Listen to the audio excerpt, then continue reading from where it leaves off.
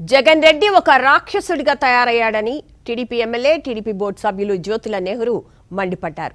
3 రాజధానుల పేరుతో ప్రజా రాజధాని అమరావతిపై జగన్ కుట్రలు చేశారని ఆరోపించారు. భవిష్యత్తులో ఎలాంటి ఇబ్బందులు తలెత్తకుండా రాజధానిగా అమరావతికి సీఎం చంద్రబాబు చట్టభద్రత తీసుకొచ్చారని చెప్పారు. కాకినాడ జిల్లా జగ్గంపేటలో టీడీపీ 44వ ఆవిర్భావ దినోత్సవ వేడుకలు ఘనంగా నిర్వహించారు. ఎన్టీఆర్ విగ్రహానికి జ్యోతుల నెహ్రూ పూలమాలలు వేసి నివాళులర్పించారు. అనంతరం భారీ కేకును కట్ చేసి నేతలు కార్యకర్తలకు స్వీట్స్ పంచారు.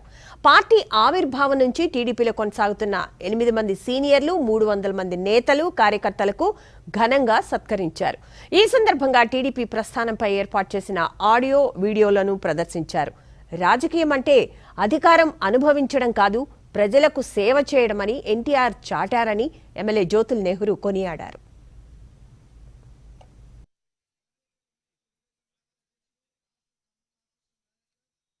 నందమూరి తారక రామారావు గారు రాజకీయ పార్టీని పెట్టి ఆ ఉన్నటువంటి పరిస్థితుల్లో దిక్కుదోచక ప్రజలు అన్నార్తులుగా ఆక్రమణలు చేస్తూ మమ్మల్ని ఆదుకోవడానికి మహనీయుడు వస్తాడు, మా జీవితంలో మార్పు తెస్తాడు అని చెప్పి ఆశగా ఎదురు చూస్తున్నటువంటి పరిస్థితుల్లో నేనున్నాను అని చెప్పి తన 60వ సంవత్సరంలో అడుగెట్టాడు, రాజకీయ రంగ ప్రవేశం చేశాడు నందమూరి తారక రామారావు గారు. అప్పటికే ఆయన ప్రజల్లో ఒక సినీ నటుడిగా, దైవాంశ సంబుద్ధుడిగా ఆయన ప్రజల హృదయాలు దోచుకున్నటువంటి వ్యక్తి. అయితే అది సరిపోదు రాజకీయాలలో రాణించడానికి. కల్మత్వం లేనటువంటి ఆలోచనలతో పథకాన్ని తయారు చేసి ప్రజలకు అందివ్వాలి.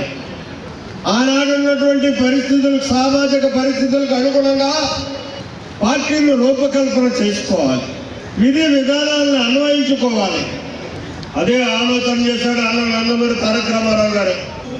ఆనాడు ఉన్నటువంటి సామాజిక పరిస్థితులకు అనుగుణంగా అన్నమో రామచంద్రాన్ని ఆర్తనాదం చేసేటటువంటి ఆర్తనాదుల కోసం కూడు పెడతాను అని చెప్పాడు. నీడలేనటువంటి నిర్భాగ్యుల కోసం కూడిస్తానని చెప్పాడు. అలాగే కట్టుకోవడానికి ఒంటి మీద ఉన్నటువంటి గుడ్డ తప్పించి రెండో గుడ్డ ఎక్కడ దొరుకుతుందో అని చెప్పి ఆశగా ఎదురు చూసేటటువంటి స్త్రీమూర్తులకు కానీ, ఆనాడు ఉన్నటువంటి అభాగ్యులకు కానీ పట్టిస్తానని చెప్పాడు.